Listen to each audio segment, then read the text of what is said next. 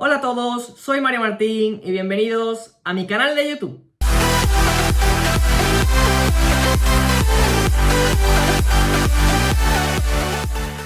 En el día de hoy vamos con el 11º episodio de mi serie El lado oscuro del fútbol, que como ya bien sabéis trata sobre el ciberacoso dentro del mundo del fútbol. Hoy tendremos el placer de entrevistar al periodista deportivo Ángel García, también conocido como Cazurreando.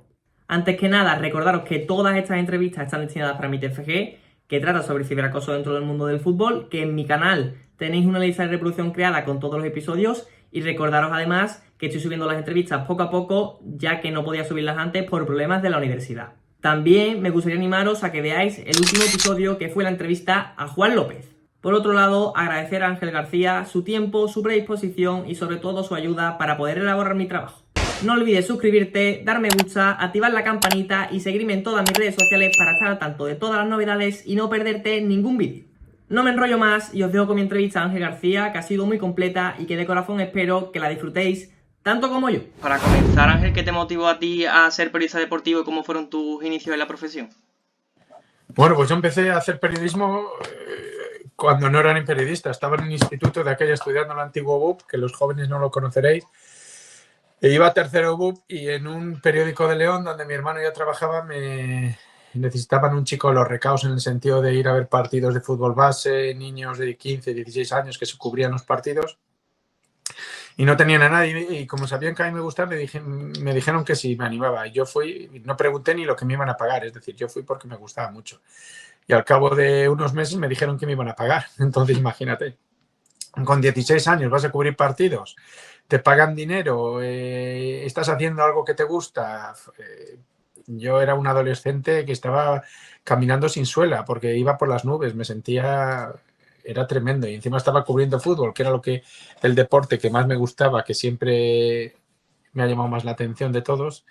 Pues imagínate, así empecé, y luego pues poco a poco pues me fui abriendo un hueco en ese mismo periódico, fui creciendo, compatibilizando además, yo empecé a hacer magisterio en León y compatibilizaba mis estudios de magisterio con el trabajo durante el fin de semana y durante la semana en el periódico, que se llamaba La Crónica de León. Luego pasó por diversas cabeceras, llegó a ser La Crónica 16 de León con el grupo 16, y luego terminó siendo La Crónica El Mundo de León, que era como una delegación del mundo. Y la verdad es que estuve muy feliz hasta que, no sé, se me cruzaron los cables y decidí dejarlo porque vi que no tenía una progresión como yo esperaba en el periódico a nivel de crecimiento personal.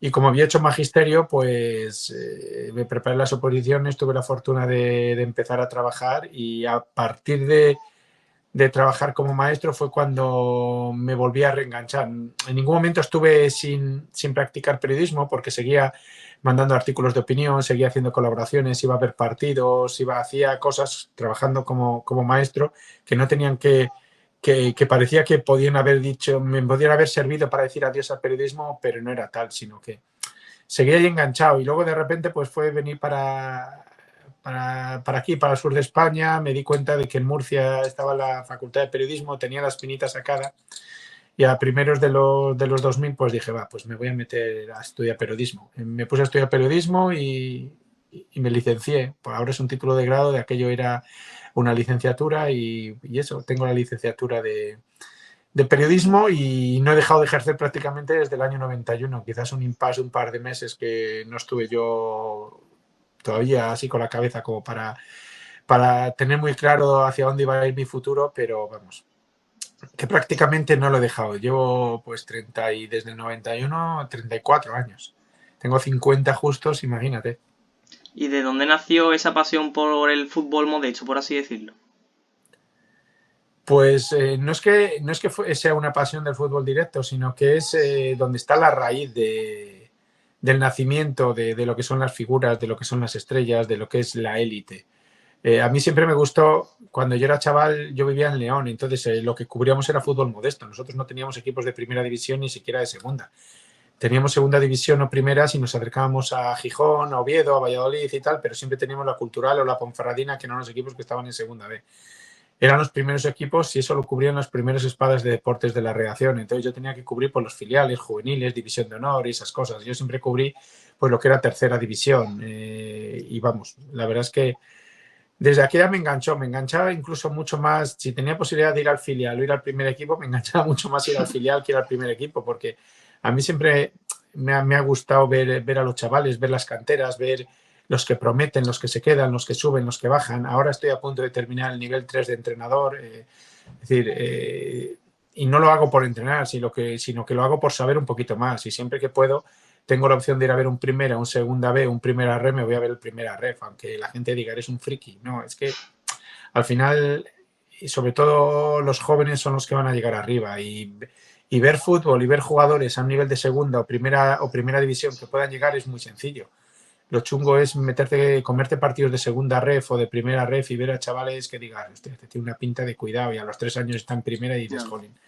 Cuando hablaba yo con mis colegas y decía, oye, mirar a este tal cual, con muchos directores deportivos con los que tengo buena relación y hablo, algunos me dicen, ¿tú ves bien el fútbol? Digo, no es cuestión de verlo bien, es que hay que verlo mucho. Entonces, al final, pues ver tantos partidos a estas alturas del año, no sé, pues igual en directo me he podido ver más de casi 100 partidos y falta todavía. Entonces, me gusta mucho coger el coche y hacer kilómetros para ver partidos. Tengo la suerte de que vivo en una zona de Murcia, hay muchos equipos en los alrededores, Alicante, Murcia, Almería, Albacete, y entonces veo mucho. ¿Y qué te llevó a especializarte en el mercado de fichajes? Pues la historia fue que yo en el año 2015 marché con mi familia con un programa del ministerio a trabajar enseñando español en Estados Unidos. Somos funcionarios y pudimos tomar parte y nos quedamos 5 años en Oklahoma. Entonces el primer año fue muy duro, entre comillas, para mí, para desengancharme del deporte, porque claro, aparte de la diferencia horaria, que eran 7 horas, yo quería seguir viendo fútbol. Entonces no había tampoco posibilidades de ver tanto fútbol modesto como yo podría imaginar. Había muchas posibilidades de ver fútbol de primera y segunda división, pero nada de primera ref. Algunas autonómicas daban algún partido. Luego hubo unos que eran de por ahí de tu tierra que se llamaban footers, que daban también algún partido, sí, pero la calidad no era muy buena y el servicio era muy deficitario, pero bueno, los que nos gustaban nos apañábamos un poquito, pese a las carencias, aunque tuviéramos que pagar por el servicio. Y yo me di cuenta de que yo tenía muy buena relación de los años que había estado en España con muchos directores deportivos, jugadores, entrenadores, y que, jolín, coño, solo se hablaba de los equipos de primera y segunda división. No había un mercado, un movimiento de los equipos de primera red. De aquella no era primera red, perdón, era segunda división, sí. B. Entonces yo empecé a comentar cosas de fichajes, cosas de jugadores y tal, y como nadie hablaba, pues poco a poco pues fui creciendo, y el crecimiento fue exponencial en el sentido de que abarcabas mucho con muy poco. Es decir, te fiabas muchísimo de las fuentes te engañaban. Bueno, al principio fue un poco muy doloroso también, porque te fiabas de mucha gente que igual luego te la preparaba, o no sé, te dejaba, claro, en ropa interior, porque te dejaban calzoncillos con noticias que tú ibas a tope con ellas y resulta que te lo habían metido. Entonces, con el paso de los años, al final he aprendido a discernir. ¿Y cómo logras, como estabas comentando tú, dar esas exclusivas o obtener información privilegiada antes que nadie? Pues yo no lo sé, pero supongo que el ABC del periodismo es la fidelidad y la lealtad a la fuente. Y muchas veces nosotros periodistas sabemos más por lo que callamos que por lo que contamos. Y hay veces que no podemos contar. Y yo tengo una tranquilidad absoluta, que es que yo no vivo del periodismo. Claro. Entonces yo tengo otro trabajo y yo no vivo de la primicia. Y entiendo y justifico a los periodistas que trabajan para un medio y tienen que justificar su trabajo dando noticias. Entonces ellos quizás hay momentos en los que no se pueden callar cuando reciben una información. Yo sí. Y eso me da una tranquilidad y una confianza con las fuentes que se lo demuestra, porque muchas veces, yo qué sé, yo me sé un fichaje, por poner un ejemplo, de un jugador que va al Recreativo de Huelva, y no lo publico, pero 3 días después lo publica el diario de Huelva o Huelva Información y tal. Entonces la fuente dice, yo hablo, digo, ¿ves cómo no me iba a ir de la boca? Tal, entonces ya te has ganado una fuente. Claro. Pero entiendo y justifico que los periodistas, porque es su trabajo y viven de ello, tengan que anunciar la información cuando les llega. Entonces, a mí lo único que me fastidia de esto es muchas veces pues que los periodistas utilicen la información que yo saco para ponerse medallas sin ni siquiera citar el origen de la fuente. Porque a mí no me importa que un periodista diga tal jugador firma por tal y lo digo en exclusiva. Perdona, en exclusiva lo dije hace 3 días. No tengas... Entonces eso sí que te duele, porque al final prácticamente todos los periodistas de equipos modestos me siguen y todos los clubes me siguen. Entonces te duele un poco esa sensación de que quieran ningunearte, porque a ti también te lleva tiempo, te lleva tu trabajo, te lleva tu esfuerzo. A mí me lleva mucho tiempo que renuncie a mi familia, aunque mi familia me lo permite en ese sentido. Y sobre todo porque económicamente yo no gano nada, lo hago de forma gratuita. Esto es algo que es un hobby. Mi familia, mi madre, por ejemplo, que me ve con el móvil en verano, no lo entiende. Pero tú ganas algo, te dan algo. Digo, no, a mí no me dan nada, lo hago porque me gusta. Pero al final me he hecho un nombre, me he hecho un estatus entre los clubes en la categoría y no tengo ninguna intención de perderlo, aunque al final pues hay cosas que te duelen y cosas que hay veces que te dan ganas de todo de mandarlo a tomar por saco. ¿Y cómo se empiezan a conseguir esas fuentes? Tú, una persona que no está metida dentro del mercado de fichajes, ¿cómo puede comenzar a tener contactos? Es muy complicado porque yo llevo muchos años, llevo desde 2017. Y al principio pues tenía contactos con algún jugador que conocía y tal, y poco a poco te van contando cosas, y uno se pone en contacto contigo, otro se pone en contacto contigo, consigues el teléfono de un director deportivo, haces buen rollo con él, te filtra, muchas veces los directores deportivos te filtran por despecho, es decir, ellos no te filtran, a mí yo tengo, los directores deportivos a mí no me filtran de sus cosas, pero sí que me filtran de las cosas que se les caen. Tiene un director deportivo y te dice, oye, este firma por la cultural, hostia, ¿y a ti qué te interesa? No. ¿Por qué? Joder, porque lo quería yo y me lo ha levantado a mí. Me acaba de llamar el repre de que aceptan la oferta de la cultural. Entonces, joder, me ha tenido bailando, he dejado otras opciones por este jugador, fíjate, me lo ha preparado tal, públicalo ahí tal. Entonces, la fuente es de primera línea, no te va a fallar. O un jugador que va a firmar, que tiene una oferta, por poner un ejemplo, del Deportivo La Coruña, del Elche y del Huesca, Sí. y te llama el director deportivo del Huesca y te dice, oye, que va el Elche. Y eso, pues porque me dijo que me daba una contestación hoy y me ha llamado el rep y me ha dicho que se va el Elche. Digo, vale, perfecto. Pero eso es confianza, porque ese director deportivo sabe que yo nunca le voy a dejar con el culo al aire. Entonces, al final, una por otra. Luego ese director deportivo te hace el favor de comentarte eso, pero igual te pregunta a los 2 meses, oye, Ángel, ¿has oído hablar de este jugador que me interesa, tal, me gusta mucho, pero a ver si te enteras un poquillo de cómo es su vida, si es un juerga, si le gusta salir, si se cuida, si no se cuida y tal? Pues al final, una por otra, nos solemos ayudar habitualmente. ¿Y las fuentes son las que deciden cuándo tú debes publicar ese rumor o ese fichaje o ya a tu criterio? No, por ejemplo, a mí me cuenta una información y yo, para contrastarla, hablo con el club o con el director deportivo, con el entrenador. Oye, ¿vas a firmar a Perico Los Palotes? Sí, tío, pero no pongas nada porque le quiere no sé quién y tal. Vale, perfecto, vale. No pongo nada, está tranquilo que yo te guardo la... Y de repente te llega por otra vía. Oye, este ha firmado por ese equipo. Entonces llamas al entrenador y le dices, oye, que me acaba de llegar por este, tío, ¿qué hago? O sea, claro, ahí ya no te callas, porque de la misma forma que me llega a mí por otra vía, le puede llegar a otro periodista y lo puedo publicar. ¿Y cómo distingues tú de a lo mejor esas personas o fuentes que en plan que buscan a lo mejor sacarte a ti algún beneficio para poder ellos a lo mejor beneficiarse de ti? A lo mejor te venden un bulo de que se van a algún equipo para que después la gente se lleve algún beneficio, algún... Yo no sé qué beneficios hay. Yo te aseguro que yo no tengo ningún beneficio. Mi único beneficio es tener un nombre, ser licenciado en periodismo, ser periodista, trabajar en los medios y cuando necesito entrar en algún campo o lo que sea, llamar al club. Soy Ángel García, cazurreando redes sociales, existe la posibilidad de acreditar sí o no, lo que sea. Pero yo beneficios no tengo ninguno. Lo único es que he conseguido tener un grupo de gente a mi alrededor que no son mis amigos, pero sí que son muy buena gente y sobre todo una colección de camisetas, tengo más de 300 camisetas de clubs modestos. Entonces, al final, yo lo hago por hobby, insisto, ¿no? Te das cuenta cuando hay gente que te quiere utilizar, pero vamos, te utilizan 1 o 2 veces, a la tercera ya les tienes cogida la matrícula, entonces ya al final, pues oye, hay muchos que te han salido rana, que de repente te han utilizado a ti para cosas y tal, para conseguir que se hable bien de ellos, de sus jugadores, de lo que sea, y te das cuenta que cuando llegan a la élite se olvidan de ti o pasan de ti o te cuentan milongas, pero bueno, es ley de vida. Eso te pasa con las novias, con los amigos y con muchísima gente. ¿Y cómo llevas la presión, por así decirlo, de tener que dar las primicias o las exclusivas? Presión no tengo ninguna, porque la doy si la tengo y si no, no la tengo. Entonces, la presión, yo no sé quién la puede tener. La puede tener el jugador cuando sale al campo, el director deportivo cuando justifica su equipo con la clasificación y cómo compite. Pero yo presión, pues oye, me gusta darla y hay veces que te fastidia mucho porque, por ejemplo, empiezas a oír cosas y tal. Hoy, por ejemplo, saca relevo que Pablo Ibáñez de Osasuna, que podría ir a la Alavés, es una información que tengo yo desde hace semanas, pero no la puedo publicar. Entonces, pues nada, lo piensas y dices, joder, vaya putada, porque lo tenía yo hecho. Lo podía haber publicado, pero quizás por lealtad a la fuente hay cosas que no las publicas. ¿Y cómo manejas tú las opiniones, las críticas negativas que recibes? Pues al principio me costaba mucho, era una situación muy dolorosa, entonces porque te insultaban, al final parecía que si tú decías que un jugador se quería ir del equipo porque tenía una oferta a tal sitio, los aficionados de ese club te machacaban diciendo que querías desestabilizarles y tal cual, luego era verdad y se ratificaba, pero que en ese momento te insultaban luego no daban marcha atrás, ¿sabes? Y ahora he aprendido pues por dos cosas. Lo primero, porque tengo candado en la cuenta de Twitter, entonces solo quien yo quiero me sigue. Y segundo, porque no acepto comentarios. Es decir, publico y no acepto interacciones. No. La gente se piensa que Twitter me da algo. Yo no gano nada, no gano un duro, es más.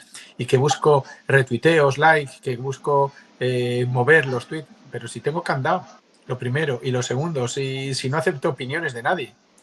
Desde que lo tengo que reconocer que, por ejemplo, yo cuando publicaba tweets de fichajes, pues llegaban unos 30.000 visionados cada tweet. Desde que tengo candado llegan a 10.000. No me importa, porque como no vivo de esto, también. Claro. Pero esa diferencia de movilidad y de visionados, lo que me da es una tranquilidad a nivel emocional tremendo. No entro en ninguna guerra con nadie, no me preocupa. Antes me insultaban y entraban todas las guerras. Pero bueno, al final toda la gente que te insulta generalmente son unos cobardes porque lo hacen desde seudónimos, con nicks y tal, nunca dan la cara. Es decir, tú te llamas Fran Rodríguez García con DNI y tal y tú me puedes insultar de la forma más grosera, meterte con mi madre, de llamarme hijo de lo que sea y yo, por lo menos eres valiente, que vas con nombre y apellidos y yo te puedo denunciar porque yo no me he metido contigo. Pero si tú te llamas Periquín de los Palotes y haces lo mismo, pues es que es imposible conseguirlo. Pero es curioso que casi todos, el 95% de todos los que se meten conmigo, de todos los que me faltan al respeto, de los que me insultan, de los que me amenazan, porque también he recibido amenaza, todos lo hacen desde seudónimos, ninguno da la cara. Entonces al final he aprendido, pues a eso les bloqueo y a otros ya ni les bloqueo, les silencio porque les fastidia más porque me siguen leyendo, pero no tengo ningún problema. Ya te digo que solo puede interactuar conmigo quien me sigue por Twitter o quien le sigo yo si me cita. Sí. Es decir, hay gente que me cita muchas veces y como no lo veo, no tengo ningún problema. ¿Y qué te motivó a ti a crear Cazurreando y empezar las redes sociales? Pues era lo que te decía, cazurreando, porque la gente se piensa que cazurro es un insulto, pero ser cazurro para un leonés es una señal de distinción, porque nos llaman cazurros. Es como a otros sitios, pues a los madrileños les llaman gatos y a otra gente les llaman de otra forma. A mí, si tú a un leonés le dices que es un cazurro, es una señal de distinción. Entonces yo no tengo ningún problema. ¿Qué pasó? Que yo vivía en Estados Unidos y no sabía qué nombre poner. Entonces en un principio puse cazurreando en OK, que era... en cazurreando significaba cazurreando en Oklahoma. ¿Cazurreando qué es eso? Pues que estaba, no sé, leoniseando, haciendo algo Claro. Que tuviera que ver con león, pero se quedó ahí, se quedó con cazurreando, pero yo siempre había puesto que debajo que era Ángel García, licenciado en periodismo y tal, y empecé pues por la distancia, porque no había nadie que hablara de esta categoría. Muchas veces hablo con jugadores y me dicen, jolín Ángel, que tú nos cites en tus crónicas o que tú nos cites en Twitter, para nosotros de esta categoría es como si hablara Marca, porque al fin y al cabo nadie tiene, gracias a Dios para mí, la repercusión que tengo yo a nivel de redes en esta categoría del fútbol modesto. Entonces, destacar a algún jugador y tal es pues lo que dicen ellos, como si estuviéramos en primera y hablar el Marca de nosotros. Entonces, al final yo creo que es un bien necesario lo que hago, sobre todo partiendo de la base que no hago daño a nadie y que intento hablar lo mejor posible de todos. Nunca o muy pocas veces, igual si al inicio, me verás criticar a un jugador en la vida. En la vida voy a criticar a un jugador porque al final los jugadores son los dueños del chiringuito, por encima de los entrenadores de los clubes y de todo. Claro. ¿Y tú te imaginabas el éxito que tienes a día de hoy? Pero es que no es éxito, es repercusión, que es distinto que éxito. Tener repercusión es llegar a gente. Éxito es encima sacar algo positivo de esa repercusión. Entonces yo no tengo ningún éxito. Mi cuenta tiene repercusión porque lo que digo son buenas fuentes y generalmente son fiables. Hay veces que no funcionan y sobre todo cuando no funcionan es cuando meten caña. Pero tú no dijiste que este se iba a tal equipo, eres un subnormal, hijo de la gran puta, no sé qué, no sé cuál, tal, y no saben realmente lo que ha sucedido cuando yo sí me sé la negociación, porque en muchos casos la negociación me llega directamente de los jugadores. Pero es que el mercado de los fichajes es variable, es cambiante. Imagínate en primera división lo que sucede, pues imagínate en esta categoría donde 6.000 euros pueden hacer que un jugador se vaya de una ciudad a otra porque con ese dinero se paga el alquiler de un año entero. Estamos hablando de una categoría que no es profesional, es semiprofesional y es muy modesta. Claro. Y para ti, que te dedicas, por así decirlo, también en parte a las redes sociales, ¿qué opinión tienes tú sobre las personas que se dedican a hacer periodismo en redes sociales? Pues es un nicho nuevo, desconocido para los que empezamos con prensa estándar, estandarizada desde el punto de vista radio, televisión o prensa escrita. Se ha abierto un nicho de mercado, pero el mayor problema es la gente que juega a ser periodista sin ser periodista. Yo sigo diciendo que cualquiera puede ser periodista, porque para ser periodista te basta con locutar bien, con expresarte bien ante la televisión o con escribir bien, y con eso lo puedes hacer. El mayor problema es mucha gente que está infiltrada y mucha gente que se cree que porque tiene una cuenta o porque tiene lo que sea, que es un periodista y que puede informar, y está llevando al error. Para informar tienes que tener una ética y una deontología profesional impecable. No puedes fallar, no puedes decir ciertas cosas que luego puedan hacer daño a los protagonistas. Entonces, realmente a mí me parece que es un nicho de mercado muy positivo, pero me da muchísima pena porque, por ejemplo, que los periódicos, las radios o las televisiones, que para mí es el periodismo, sobre todo el periodismo escrito, que para mí es el que me llena y el que me gusta, Claro. Que estén perdiendo lo que están perdiendo porque la gente va a las 3 frases, a las 3 palabras fundamentales y no entra a desarrollar nada. Se está cayendo, quiero decir, un poco en el clickbait, que es el anzuelo, pero yo entiendo que se caiga en ese anzuelo, porque si no, la gente no entra a verlo. La gente no entra a valorar el esfuerzo de un periodista realizando su trabajo. ¿Por qué? Porque el periodismo de redes sociales es inmediatez, y esa inmediatez lleva a ni siquiera profundizar en los titulares. Entonces te fastidia mucho porque hay mucho aspirante a periodista que no ha llegado ni a la universidad o que ha hecho ciertas cosas que se cree que es alguien porque tiene una red social y porque tiene una cuenta. Entonces sí que hace daño a los que practicamos periodismo en esas redes sociales, porque realmente sí que hace daño, pero por otro lado también pone a cada uno en su sitio. Luego están los típicos influencers, que eso no es periodismo, eso es farándula, postureo y vivir de esto. Hoy he salido, lo he retuiteado yo precisamente, que con el tema de la Dana de Valencia, no sé cuántos influencers de estos a los que siguen todos los adolescentes han recaudado dinero y todavía no ha llegado a Valencia. Entonces, no sé qué decirte, porque lo estás viendo, muchos se van a vivir a Andorra para no pagar impuestos y tal. ¿Que a todos nos gustaría ganar esa pasta haciendo periodismo? Pues por supuesto que sí, pero al final a quienes hacen ganar esa pasta es porque siguen hordas, legiones, ejércitos de gente muy joven, que son los que siguen y los que viven un poco pendiente del móvil, y gente que realmente al final pues no informa, sino lo que hace es dar una opinión, en muchos casos muy sesgada, que hace muchísimo daño. ¿Y cuáles dirías tú que han sido los momentos más duros que has enfrentado como periodista o los retos más difíciles que has tenido que superar los obstáculos? Momentos duros ha habido muchos. Ten en cuenta que yo he trabajado en medios nacionales, en medios locales, en medios regionales, he trabajado en medios online, he trabajado en radios. Y el momento más duro, dentro de lo que cabe, porque he tenido la fortuna de que para mí el periodismo me gustaba, era mi pasión, pero la compatibilidad con mi otra pasión, que es la enseñanza. Entonces yo siempre he tenido la tranquilidad de tener, como dicen los americanos, el back, mi espalda muy cubierta por mi salario de mi verdadera profesión, aunque también soy verdaderamente periodista.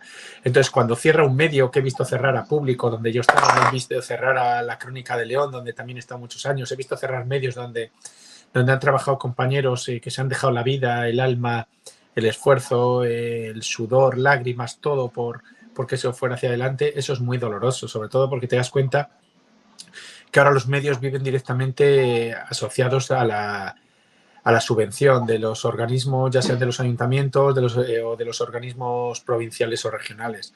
Y eso les hace en muchos casos no caer en la verdad ni en el rigor que deberían trasladar a sus opiniones, a sus escritos, a sus informaciones. Entonces, el mundo ha cambiado, y ha cambiado más de lo que la gente se piensa en estos 20 años a nivel de periodismo. Hace muchísimo daño ver que compañeros tuyos se quedan sin trabajo, pero hace más daño ver que otros compañeros que siguen trabajando no están mostrando una ética profesional hacia su trabajo porque están más aferrados a su posición, porque tienen familia, tienen que pagar la hipoteca y todo es comprensible, en ningún momento lo critico. Pero duele como periodista verlo. ¿Y alguna vez has tenido problemas por publicar una exclusiva con algún jugador o algún club? No, bueno, problemas cuando publicas algo y te llama el jugador y te dice que no es cierto. Y tú sabes que es cierto. Hace poco con un jugador que fichó este mercado, que venía de Egea, fíjate a qué nivel estamos hablando, que venía de Egea y que iba a firmar por un equipo, no sé si eran Moscardó, Móstoles, alguno de estos, el chaval escribiéndome que no lo había hecho, y a mí diciéndome todos que Ángel, que lo tiene cerrado, que ya está cerrado, y al final se demostró que lo tenía hecho. Claro. Es que, bueno, unas historias peculiares, otra gente una agencia bastante famosa a nivel nacional llamándome que me iba a denunciar porque les fastidiaba las operaciones, que no les gustaba mi periodismo, porque ellos llamaban a los medios y los medios les hacían caso y yo no. Digo, pero es que tú no tienes ningún problema. Si no te gusta mi periodismo, no me sigas. Nadie está obligado a seguirme en las redes sociales. Bueno, hay de todo, pero problemas sí que he tenido. En Cartagena hace unos años, me amenazaban de muerte, por ejemplo, que denuncié y tal. En Murcia me odiaban y ahora tengo una relación muy, muy buena con los aficionados del Murcia. ¿Por qué? Porque muchas veces yo me atrevo a publicar lo que otros no se atreven. Entonces llega un momento que sí que hace daño. Me duele muchísimo, por ejemplo, que en ciudades a las que yo tenía muchísimo cariño, por ejemplo Cartagena, por ejemplo Murcia, que haya habido momentos, o León, que es de donde yo soy, que haya habido momentos donde precisamente donde más haters y donde gente más bloqueada tengo es en esas ciudades, donde yo me tenía que sentir más cómodo informando sobre cosas de esa ciudad, pero no tengo ningún problema. Luego voy por las ciudades, la gente me ve por la calle, muchos de los que tal, y se callan porque antes en las redes sociales se amparan en el anonimato y en la vida real no pueden hacerlo. ¿Y cómo decides tú, como estabas comentando antes, qué información publicar y cuál reservar?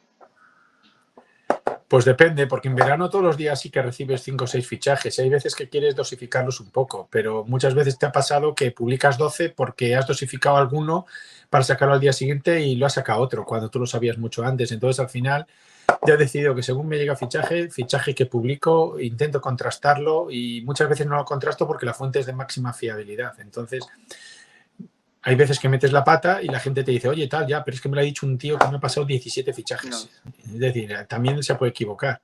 Y solo los 17 fichajes tienen más valor que este error. Entonces, no suelo darle muchas vueltas. Según me llega ahora, publico y se acabó. ¿Cuál consideras que ha sido el momento más emocionante que has vivido como periodista deportivo? Todos los días. A mí me emocionan todavía escribir una crónica. Ahora estoy colaborando con el ABC, soy un poco el que lleva la zona aquí a nivel de deportes por la zona de Murcia, Alicante y tal.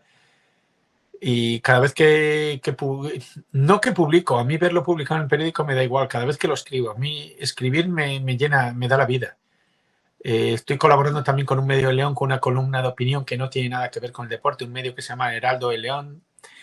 Y estoy descubriendo una faceta literaria, entre comillas, aún no siendo escritor, que me está llenando mucho. A mí eso de ponerme delante del ordenador y escribir es algo que me emociona más ahora que cuando empezaba.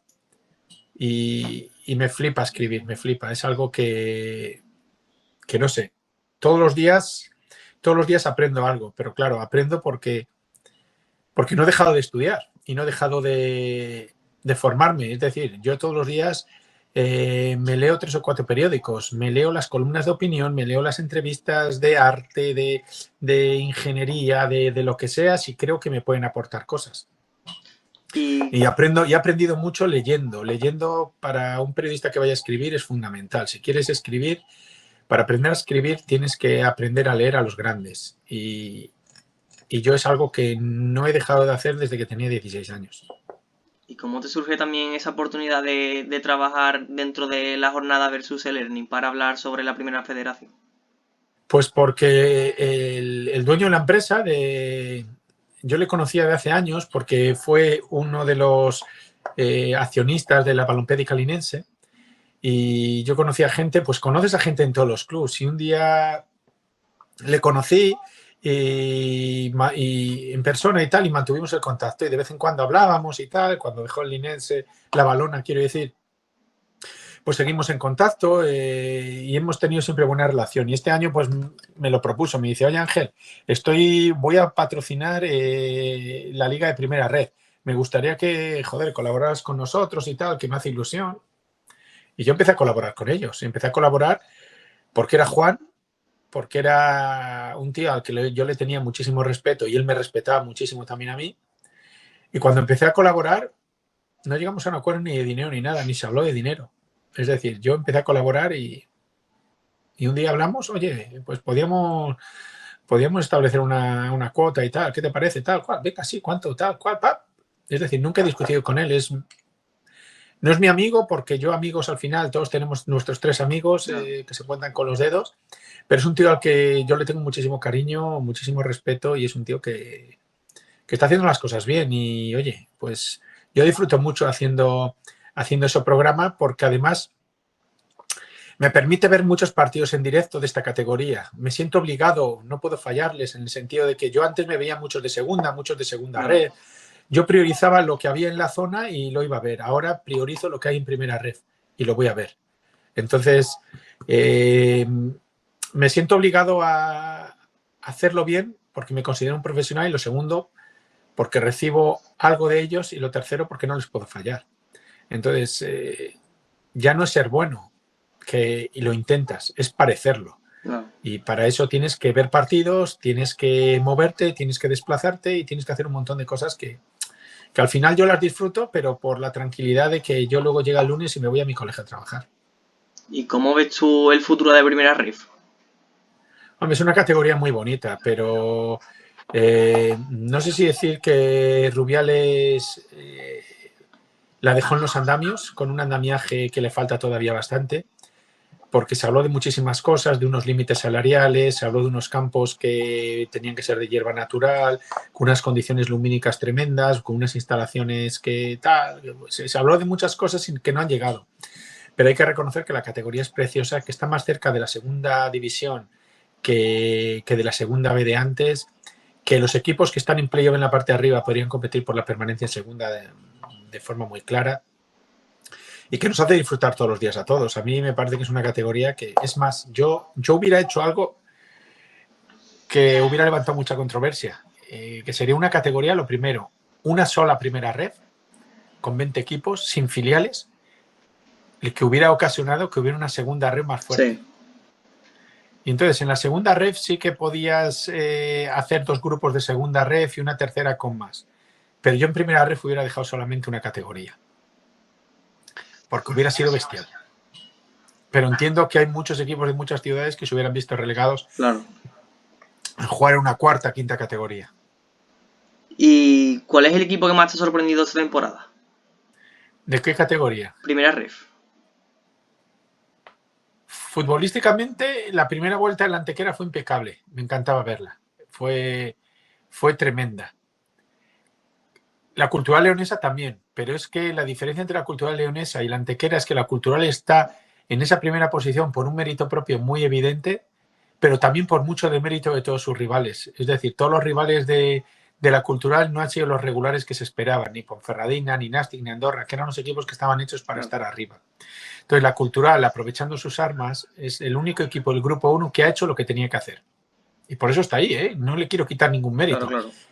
Pero es que no ha tenido competencia. No ha tenido competencia en ningún momento. En el grupo 2 sí que ha habido competencia. El Ceuta, la Ibiza Unión Deportiva, el Real Murcia, sí que han apretado bastantes, pero no han sido capaces. También la categoría tiene menos nivel que el año pasado en general. El año pasado había un Depor, había un Málaga, había un Córdoba, había un Castellón, que este año no los hay. Es muy posible que el próximo año suba el nivel al bajar un Tenerife, al bajar el Cartagena también con la ayuda del descenso. No sé, yo sí que creo que el próximo año puede haber más nivel del que hay este año.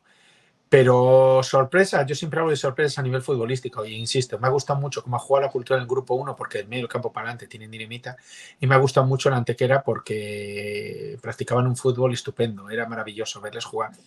No digo que hayan sido sorpresas porque luego ha habido partidos que el mismo Yeclano, que le he visto en directo, me ha encantado cómo competía. Unionistas de los primeros partidos con Dani Yacer jugaba como Los Ángeles, muy bien. el Madrid del mes de enero, el Real Madrid-Castilla, Claro. fue brutal lo que hizo. El Betis a principio de temporada me volaba, pero no destacaría. Luego hay los jugadores que me flipan. Me flipa el medio del campo del Murcia con Moja y con Isi Gómez, que me parecen jugadores de un potencial brutal. Me flipa ver a la delantera de la Cultural Leonesa. Me sorprende cada día más ese juego de bloque que tiene la Ponferradina, o los partidos buenos que ha jugado con muchísima regularidad el Nastic. Me gusta muchísimo lo que está haciendo el Tarazona de Michel Sanz con Adri Fuentes como estilete. El Arenteiro en la primera vuelta estuvo a un nivel excelso. Es decir, hay cosas que me gustan, pero sorpresas, pues al final ves tanto fútbol que una sorpresa sería que un recién ascendido estuviera primero, y como eso no sucede, pues no la hay. ¿Y tienes por ahí algún jugador que pienses que en breve va a dar el salto a un club grande? ¿Grande qué entiendes? ¿Profesional? Sí, segunda, primera. Hombre, hay jugadores que lo van a hacer. Pues siempre hay 10 o 12 jugadores que suben a segunda división este año, y nivel hay. El Zamora tiene un jugador que se llama Rafa Lucero, por ejemplo, que lo quiere Huesca. Yo no sé si lo dejarás ahí en Zamora porque tiene un año más de contrato. Adri Fuentes, el delantero del Tarazona, también lo quiere Huesca, y también va a tener muchísimas cosas de otros equipos, sobre todo de Portugal, donde se paga mucha pasta. Hay jugadores que sí van a tener muchas cosas, pero todo va a depender de cómo se mueva el mercado. Ahora mismo estamos en unas condiciones en las que no se puede hablar de eso. Antes también estábamos hablando de la Antequera. Precisamente este verano, una de las salidas de las que más se habló fue de Jonathan Viviani del San Fernando, que además el jugador dijo públicamente que se quería quedar. ¿Tú manejas alguna información sobre cuál fue la salida del jugador o cuál es tu opinión sobre el tema? Hombre, la opinión es evidente. No es lo mismo jugar en segunda red que en primera red. Y a igualdad de condiciones, la gente se va a primera red porque tiene más repercusión, tiene más caché, tiene más nivel, compites mejor. Viviani no se mueve por dinero, se mueve por competir. Y no es lo mismo ir a jugar con el Real Murcia y con el Ceuta, que, con todos mis respetos, enfrentarse al Recreativo Granada en la Ciudad Deportiva de Granada. Entonces, ya no es cuestión de que si sabes, de que si no sabes, de que si se ha movido más, si se ha movido menos, no. La cuestión es que los jugadores, cuando un jugador lo que no le mueve es el dinero sino competir, siempre va a ir a la categoría más elevada, aunque le paguen muchísimo menos. Y yo creo que fue lo que sucedió con Jonathan Viviani. ¿Cómo te imaginas tú dentro de 5 años? Pues no puedo decir calvo porque ya estoy. Entonces, no lo sé. Me imagino.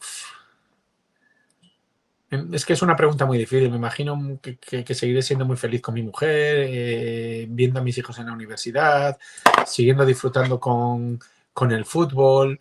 No lo sé, no sé cómo imagino, porque tampoco me imaginaba hace 5 años que iba a regresar de Estados Unidos, y por la pandemia estoy aquí. Entonces, al final, no me quiero imaginar nada. Quiero ir día a día, quiero seguir disfrutando de practicar periodismo. Me encantaría seguir escribiendo, que es lo que más me mola.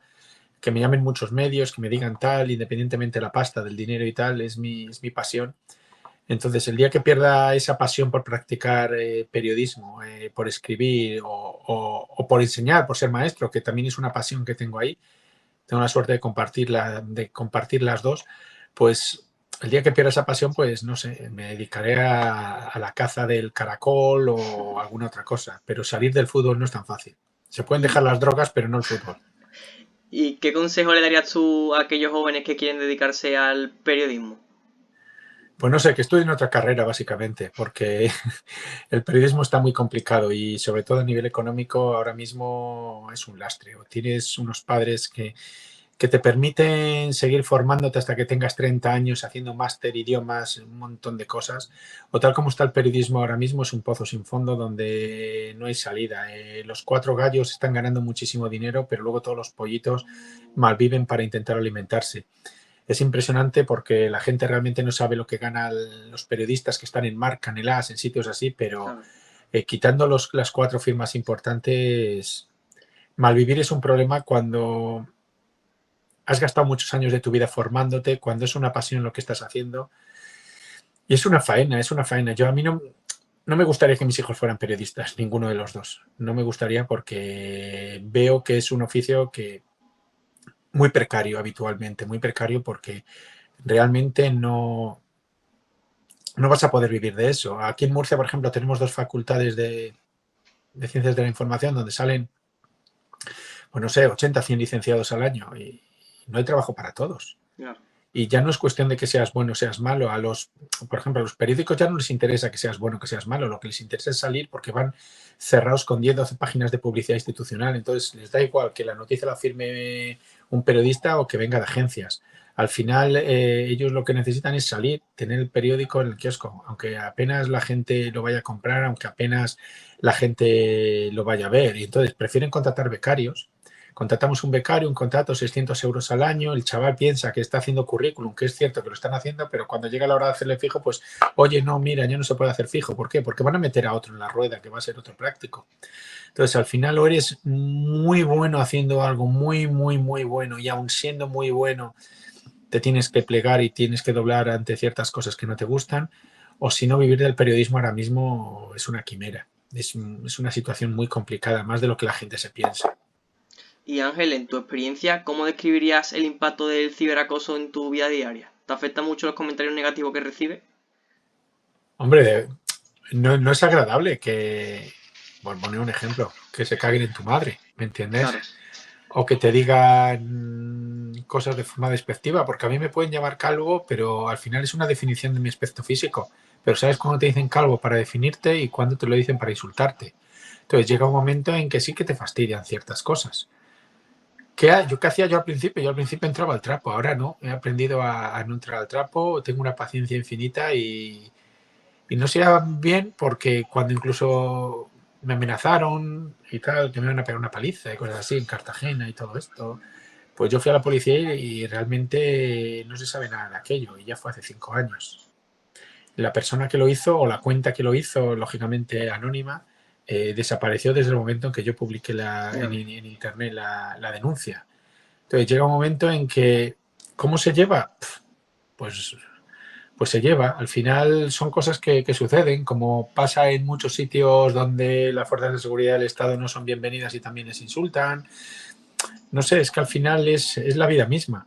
Es la vida misma, es la falta de educación, la falta de respeto, no sé si decir la intolerancia, porque tolerar implica una superioridad moral en relación a algo, ¿no? Me gusta más decir falta de respeto y al final las redes sociales pues se han convertido un poco en un espejo de lo que estamos viviendo en el día a día. Yo también me cabreo cuando veo en el coche, un coche se me mete por delante y tal, y sé que a veces me tengo que controlar más y tal, pero al final todos en algún momento podemos estallar, pero tenemos que justificar un poco nuestros actos.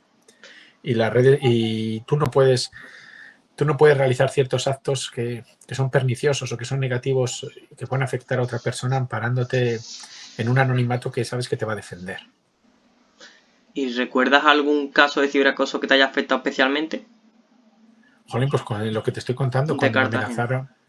amenazaron, pues sí, o cuando, yo qué sé, hacen memes contigo, cuando, no sé, es que hay muchos. Lo que pasa es que llega un momento en que quiero que todo lo ajeno sea superficial, todo lo ajeno negativo, me refiero, Sí. sea superficial y que me alcance lo mínimo. Por eso la única forma es, pues eso, tener candado, no permitir interacciones y tal, a costa de que, bueno, que puedan tener muchísima menos visibilidad, pero como no vivo de la visibilidad de mis informaciones, tampoco me preocupa en exceso. ¿Notas también alguna diferencia en cuanto a la forma en la que experimentas el ciberacoso? Es decir, a lo mejor te sientes más vulnerable en alguna red social en concreto. Hombre, Twitter es una selva y es donde la gente te mete caña. Tengo canal de Telegram, tengo tengo cuenta en Instagram y tal, pero Twitter sigue siendo una selva. Decían que la llegada de Elon Musk y todo aquello, nada, cada vez que reportas algo, que puedes reportar algo, se lo pasan por el forro. O sea que por eso he dicho que no quiero saber nada, ni de los que insultan, ni de nadie más. Paso directamente. No es algo que no me preocupa.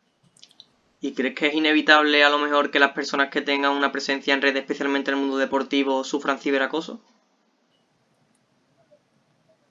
Hombre, yo nunca justifico el ciberacoso, pero hay momentos en los que te das cuenta que hay cierta gente que provoca y que lo que está buscando es provocar pues, para conseguir precisamente más interacciones, para conseguir más visualizaciones y tal. no sé, todos mis tweets, todas mis informaciones siempre he pretendido que sean desde el máximo respeto hacia los protagonistas, porque en ningún momento yo soy nadie para descalificarles. Pero también entiendo que cuando hay que criticar y eso a la gente le duele. Con esto no estoy justificando en ningún momento que alguien se sienta libre para insultar. Hay otras formas de razonar, pero al final cuando el sentido común no funciona, el razonamiento es mucho peor. ¿Y piensas también a lo mejor que se ha normalizado un poco en el sentido de que las personas se piensan que por ser una figura pública debes aguantar este tipo de comportamiento? No lo sé porque yo no lo aguanto, ya te lo digo. Entonces, no sé lo que es norma y no sé lo que es rutina. Para mí no es una norma el hecho de que alguien insulte de forma habitual, porque en ningún sitio está dicho que sea una norma realizarlo. Pero el hecho de que sea rutinario para determinadas cuentas sí que duele. Lo mejor de eso es como cuando te entran anuncios en Twitter, bloquear y otra cosa no puedes hacer. ¿Y tú has notado a lo mejor algún cambio en la cantidad de ciberacoso que recibes dependiendo a lo mejor del tema o del equipo deportivo que estés hablando? Hombre, claro, cuanto más repercusión, cuanto más grande es el club y más repercusión, más seguidores tiene. Y al final, por porcentaje, pues más irrespetuosos, más irresponsables suele haber. Por poner un ejemplo, si el Córdoba tiene 50.000 seguidores y el Intercity tiene 100, pues existen muchas más posibilidades de que te salgan 4 trastornados del Córdoba que te insulten. Estoy poniendo un ejemplo, no estoy culpando a los del Córdoba, que te salgan 4 en el Intercity, más que nada por probabilidad y por porcentaje. ¿Y sientes a lo mejor también que el ciberacoso te ha influido a ti en la manera que tú interactúas con tus seguidores o a la hora de tú publicar cualquier contenido? Hombre, te ha afectado porque antes me escribían mucho por mensaje directo, me contaban cosas y tal. Y ahora ya no entro ni en los mensajes directos, muy ocasionalmente. Por eso me sorprendió leer el tuyo, porque entro muy pocas veces. Y cada vez que entro tengo 100 y pico mensajes. No me da tiempo a leerlos todos. Y hay gente que se enfada conmigo. Mucho publicar y luego no contestas a los mensajes. Digo, hostia, no sabía ni que me había escrito. Porque es que no puedo estar pendiente. Me lleva muchísimo tiempo. A mí me gusta Twitter como red social porque no solamente sigo el fútbol, sigo medios de comunicación, sigo revistas, sigo cosas y me gusta leer muchas cosas. Como digo yo, nada del humano me es ajeno, ¿no? Entonces yo intento saber lo máximo posible de todo lo que me rodea. Entonces, lo que no puedo estar pendiente de los mensajes, no puedo estar pendiente de las interacciones, de ahí que las quitara, porque antes cada vez que entraba en Twitter tenía la campanita con 100 y pico historias, al final llega un momento en que no das abasto y otras veces se te pasa alguna, entonces sufres, porque luego te das cuenta que no le has contestado a uno que te escribió hace 3 meses. Como me estás comentando ahora, ¿cuáles son esas estrategias que utilizas tú para afrontar el ciberacoso? ¿Bloquear a las personas, quitar las notificaciones, cerrar la cuenta? Yo antes bloqueaba, luego silenciaba y ahora ya directamente he quitado las notificaciones. Entonces no sé quién me insulta, porque la gente a la que sigo es respetuosa y esos no me insultan. Entonces no sé quién me dice algo ni quién no me dice. Si por casualidad de repente el algoritmo me lleva a ver a uno que me está insultando, digo, y este me sigue, pues nada, bloqueo y se acabó, que le den. ¿Y consideras que hay un perfil o un tipo de persona que suele atacarte en redes? Es decir, a lo mejor has identificado algún patrón. No, el patrón es la falta de educación en principio.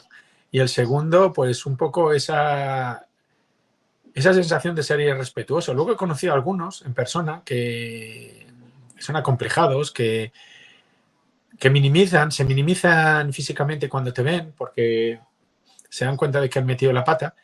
Y al final es gente que no tiene vida, gente triste, gente que de repente se siente importante detrás de una cuenta, detrás de un seudónimo y se dedica a insultarte. Entonces, el patrón es la falta de respeto, la falta de educación, la falta de valores, quizás la falta de autoestima que les lleva un poco a trasladar un poco esa incapacidad social y moral que tienen a otros, como culpándoles un poco de sus desventajas. Pero bueno, tampoco quiero entrar, porque hasta el tío más educado igual algún día tiene un mal día y te insulta. Entonces tampoco... ¿Y encuentras útiles las herramientas de reporte y bloqueo que te ofrecen las redes sociales? Ninguna. Por ejemplo, Twitter ya lo he dicho antes. Cualquier cosa que bloquees te dice que no está infringiendo las leyes y te da igual. Entonces lo mejor es bloquear y se acabó. Ya no reporto. O sea, ¿realmente consideras que las medidas que te ofrecen las redes sociales no son lo suficientemente buenas para protegerte? Para nada, no te protegen. Te proteges tú con tu candado y con evitar interacciones. ¿Y alguna vez has sentido que el ciberacoso te ha afectado a ti a la motivación o ganas de seguir publicando contenido en redes? Hombre, alguna vez sí, cuando te insultan a saco y cosas de estas, pero realmente lo piensas y dices, van a poder conmigo porque 4 retrasados escondidos en el anonimato van a poder conmigo tal y te levantas nuevo. ¿Y alguna vez te ha llegado también a afectar a tu bienestar emocional o a tu rendimiento profesional hasta el punto de a lo mejor pedir ayuda profesional? No, nunca, nunca. Pero si has considerado a lo mejor alejarte de las redes. Pues es que no tengo por qué alejarme de ellas. No tengo por qué alejarme de ellas porque 4 irrespetuosos se metan conmigo. ¿Qué medidas también considerarías que son buenas que aplicar a las redes sociales para proteger a los usuarios del ciberacoso? Lo primero, que para hacer una cuenta tiene que ser mayor de edad, nombre, apellidos y DNI. Ya verás, eso iba a conseguir que nadie te insultara. ¿Por qué? Porque el medio que te insulta denuncia al canto. A lo mejor también muchos entrevistados hablan de poner el DNI. ¿Qué opinión tienes tú al respecto? Es lo que estoy diciendo, nombre, apellidos Claro. y DNI. Si tú pones eso, ya verás cómo no te insultan. Y Domicilio incluso, para saberlo, para que tú, si hay un tío que me está insultando en Murcia, que vaya yo a su puerta y le digo, oye, perdona, ¿qué me estás diciendo? ¿Sabes? ¿Y consideras también que deberían aplicar sanciones más estrictas? Pero es que da igual, porque quien está amparado en el anonimato, aunque le cerraran la cuenta, que no se la cierran, habría otra. ¿Y a lo mejor tienes alguna sanción que podría ser efectiva? Sí, que le denuncies. Que le denuncies y que le levanten al peso, que le caiga 3.000 euros por, yo qué sé, por injurias o por insultos o por lo que sea. ¿Confirmas entonces que el anonimato contribuye a que aumenten muchísimo los casos de ciberacoso? Naturalmente. Si yo me quiero, con todo mi respeto, si yo quiero insultarte a ti y te insulto con mi nombre y apellidos, existen muchas posibilidades de que me puedas denunciar. Claro. O que yo también hace a ti, que te voy a pegar una paliza o que te voy a matar, cualquier cosa de esas que suele pasar en las redes. Si yo te doy mi nombre y apellidos y encima quedas quieto como quedas quieto en Twitter, tú me puedes denunciar y la gente puede saberlo. Pero si yo no tengo, si yo me llamo Periquín de los Palotes, no he puesto DNI, me he inventado la fecha de nacimiento, me he inventado todo, ¿tú a quién denuncias? Claro. Y bajo tu punto de vista, ¿tú consideras que los deportistas o los periodistas deportivos, especialmente dentro del mundo del fútbol, están más expuestos al ciberacoso que otros perfiles públicos? Están todos expuestos al ciberacoso, los políticos, los futbolistas, los médicos, todos. En el momento en que empiezas a ser un poco conocido a nivel social y haces algo que no les gusta a otra parte de la población, te van a dar estopa por todos los lados. Y por último, Ángel, ¿qué consejo le darías tú a esos jóvenes que están empezando a sufrir ciberacoso o que van a sufrirlo en el futuro? Desde el primer momento que lo hablen con su familia, que lo hablen con la gente de cerca. Y lo segundo, que denuncien porque es la única forma de conseguir que se acabe con todos esos irrespetuosos. Pero claro, muchas veces denuncias y no sabes a quién denuncias.